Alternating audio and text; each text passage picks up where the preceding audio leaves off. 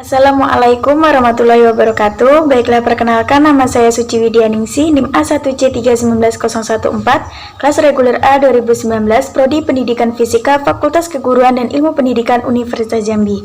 Nah, pada video kali ini saya akan membahas mengenai dinamika rotasi, yaitu mengenai gerak rotasi pada pintu dan misteri gagang pintu.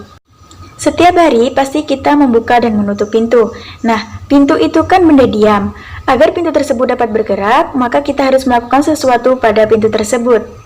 Saat kita membuka atau menutup pintu, pernah nggak kepikiran kenapa ya gagang pintu letaknya pasti selalu jauh dari engsel? Kenapa posisinya tidak di tengah pintu? Kita semua tahu, pintu punya engsel.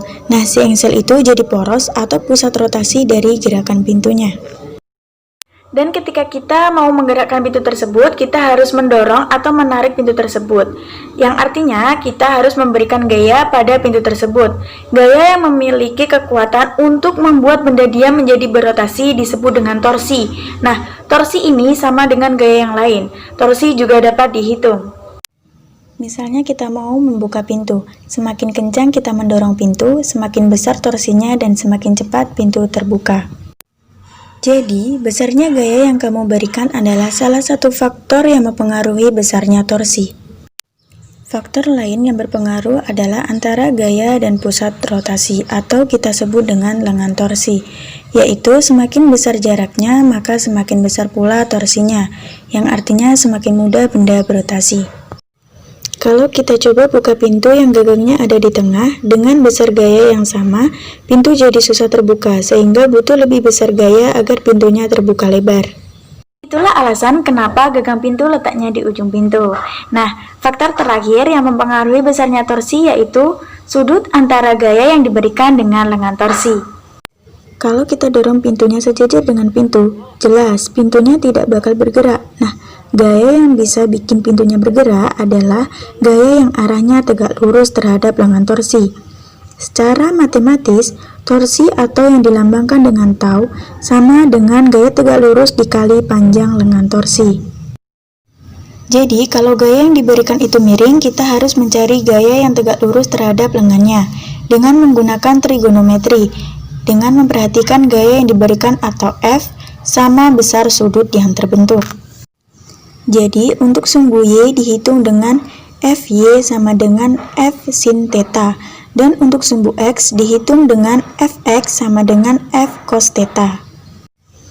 Torsi juga memiliki arah. Torsi memiliki dua arah, yaitu searah jarum jam dan berlawanan arah jarum jam. Kedua arah torsi ini dibedakan dengan memberikan tanda positif untuk arah torsi yang berlawanan jarum jam dan negatif untuk arah yang searah dengan jarum jam. Misalnya kita punya gaya seperti ini, berarti arah torsinya adalah ke kiri atau berlawanan dengan arah jarum jam. Karena sudut yang terbentuk kalau diputar gayanya ke kiri lebih kecil daripada diputar ke kanan. Pada gerak translasi kita tahu bahwa gaya sama dengan percepatan dikali dengan massa, yaitu merupakan rumus dari hukum Newton kedua. Nah, pada dinamika rotasi ini masih ada analoginya dengan hukum Newton kedua. Ternyata rumus ini juga berlaku pada torsi. Torsi sama dengan percepatan sudut dikali dengan momen inersia. Momen inersia adalah kemampuan suatu benda untuk mempertahankan kecepatan sudut. Semakin besar momen inersia, maka semakin susah benda itu untuk melambat atau mempercepat.